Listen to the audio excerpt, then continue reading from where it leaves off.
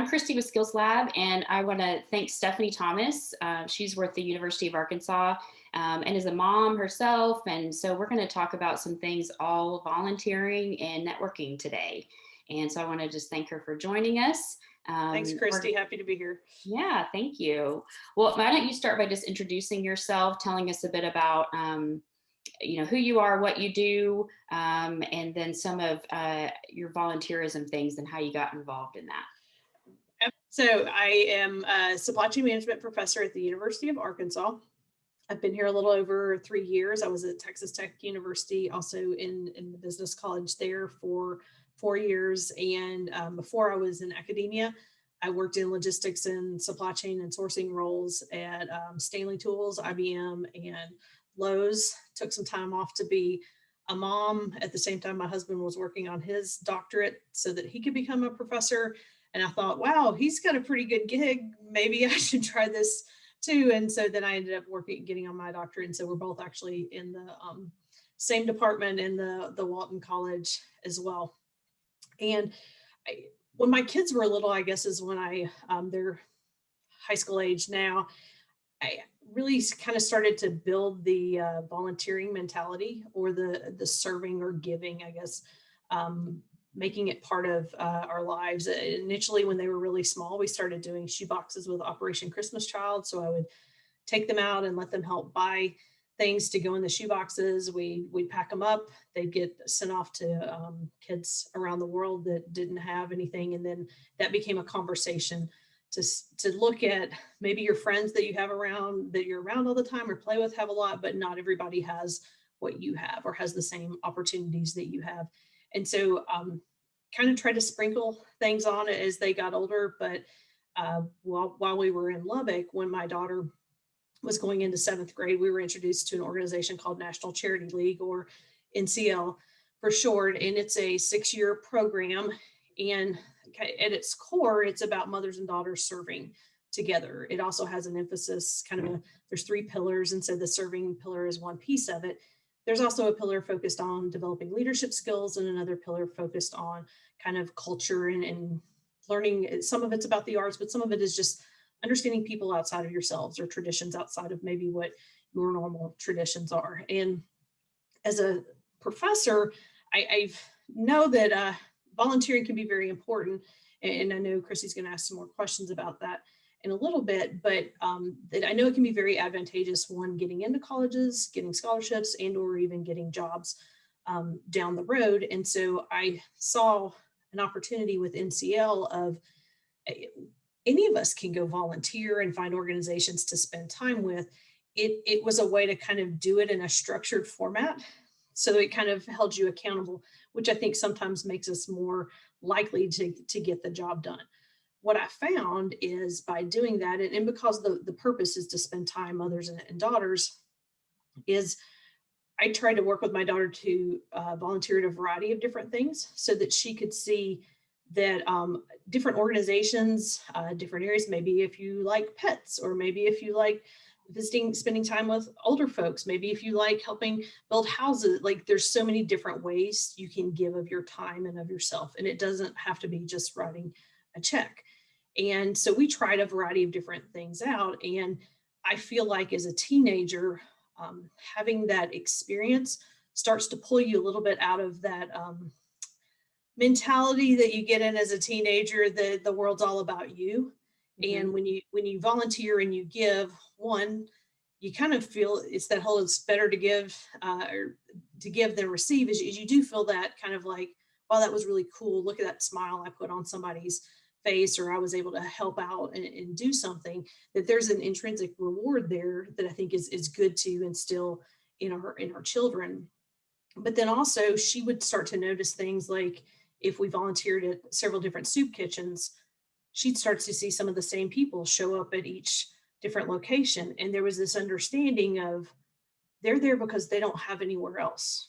And they do rely on these organizations to have food. And she saw a lot of adults, but then I think it was when you see a bunch of little kids, and to start realizing I can't just mentally lump people in of, well, they must have done something or made bad choices, to get here. That a lot of struggles affect everybody, and there's ripple effects of it within families and stuff. And building that in, I think helps our children kind of have a more empathy and also a broader focus of the world around them, instead of the sheltered kind of view sometimes we get of where we grow up and where we go to school, and that there isn't a world outside of that. And I think through volunteering, that's a way to kind of expand that and expose them to different things than they get normally on the day-to-day basis. What ages are your children? My daughter's 17 and my son will be turning 16 soon. As on the other side of that, you've seen that, you just explained the impacts of volunteering as a mom. How Mhm. have you seen the impacts of volunteering as a college professor and working with the college crowd, whether it be on their broader worldview or just their preparedness for careers in general? Absolutely. I think there's kind of two parts to that question. I think it's if you're looking at high school students going into college, yes, test scores are important. Yes, GPA is important. But to put it bluntly, a lot of people can have a fill in the blank test score, and a lot of people can have a fill in the blank GPA. A lot of times, volunteering, while giving you all those things I was talking about, it also makes you different. It makes you special. It makes you unique. It shows that you're willing to do something. It helps round you out as who you are. So I feel like in high school, or even before, if you can, doing volunteering gets you ready and makes you a more attractive candidate for whether it's admissions, depending on the university, and or scholarships potentially. Once you get into college, and now back up, if you wanted to join a Greek organization or something like that, they'll look at also, have you been involved in service projects? A lot of student organizations have a community service component to it. And so they're looking for students who have already shown that's something that they care about. Once you get into kind of the university or college setting, one, I think volunteering helps you connect with other students. And then beyond other students, it helps you connect with people at different organizations, and sometimes find a passion and expose you to other things, which I think is what college can be good for. Not all the stuff just in the textbook, but beyond even that, more and more employers, if you look at a lot of companies, they spend time working in the community, or their employees have certain organizations that they support, and they do drives for and stuff like that. It's another differentiator when you go out on the job market. Mhm. And then again, I think there's just still something going back to the at a place and time in your life, following causes and organizations that are a passion or of interest to you kind of feels a part of your you as an individual. That is a nice thing to cultivate at a time in your life when sometimes you don't have all the responsibilities that maybe you do as you get older. And so have you seen that volunteering has helped your children or your students expand that view and maybe kind of narrow down some of their aspirations or career goals? That's a great question, and I don't know that I could say volunteering in and of itself has done that. I think more than anything, it has broadened a lot of stuff to just give you opening your eyes more and seeing more of what's out there in the world. And I think part of that is that exploring process that I think is really critical as you're in high school and in college and stuff. Is that's or even straight out of school, if you're choosing to go to a trade school or something, it's exploring to figure out what fits or what fits right now. Hmm. Because I think there's this idea of I have to have everything figured out by 18. Yeah. No, you don't. But volunteering gives you were talking about low risk, which I think is great, ways to test things. And you're not there for an exam, you're not there to be quizzed on something, you're there just to pitch in and help out. And while you're there, you can make connections, learn stuff about yourself, learn things about organizations, learn how, there's a going and helping out with a lot of nonprofits.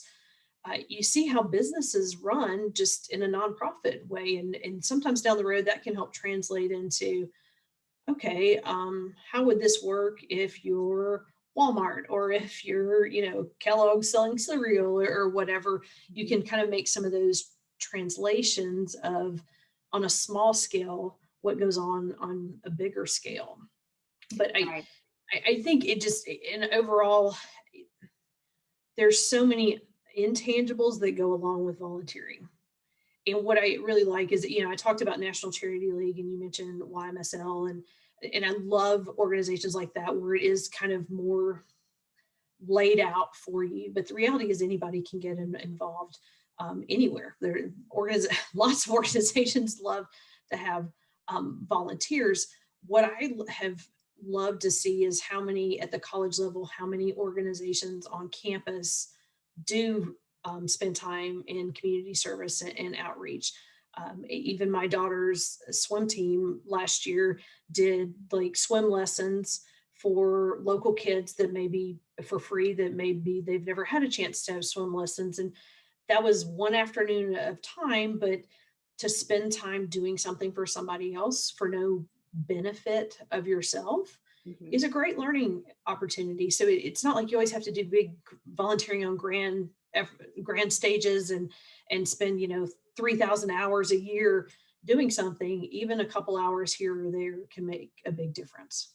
And I know you mentioned um, like shadow days and things like that. I think as high school students, uh, if you can go follow somebody around an office or a manufacturing plant or wherever it is for even if it's a couple hours or something, you're going to learn a lot just by exposure of to what's an office like scenario feel like. What does that space feel like? And sometimes or is it a bunch of cubicles and everybody's kind of out in an open air thing, or is everybody shut up into offices, and which appeals to you more and stuff? That'll help you also kind of go, maybe what kind of company do I want to work with, or what type of environment would I feel most comfortable in? I like really loud environments and I want to really engage with people. So I would like to find a company like that versus I kind of like to do my analysis and run reports on my computer. So I'd prefer to do something where I'm a little more like spending, people walk you around an office. They're happy to do that for, an hour or two and answer some questions. And again, it goes back to just taking advantage of those opportunities.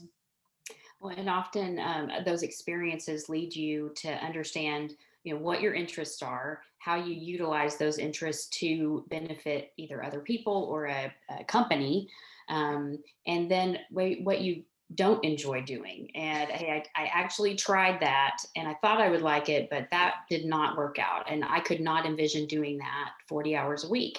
And volunteering, you can volunteer your time running data analytics for nonprofits. You can also Mhm. volunteer your time swinging a hammer and building a house. So there's a very different experiences that you're getting. Uh, from your perspective, with your children, have you seen that they've had some experiences and said, that is not what I enjoy? And they've been able to kind of narrow down, knock some things off the list, and then focus in different directions of what they do enjoy doing?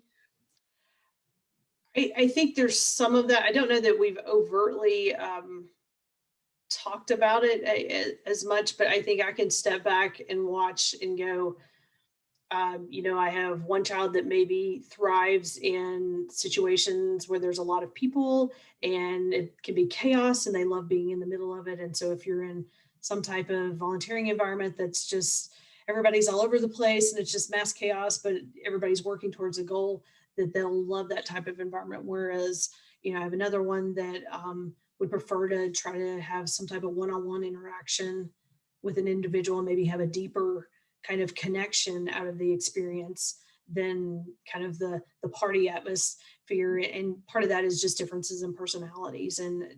But I think it's one of the fun things about volunteering, because you can just try something once and then try something else, is putting yourself in a variety of different situations to just see and say, Yeah. you know what, I haven't tried something like that. And again, to your point, maybe I don't want to do it again a lot, but you know what?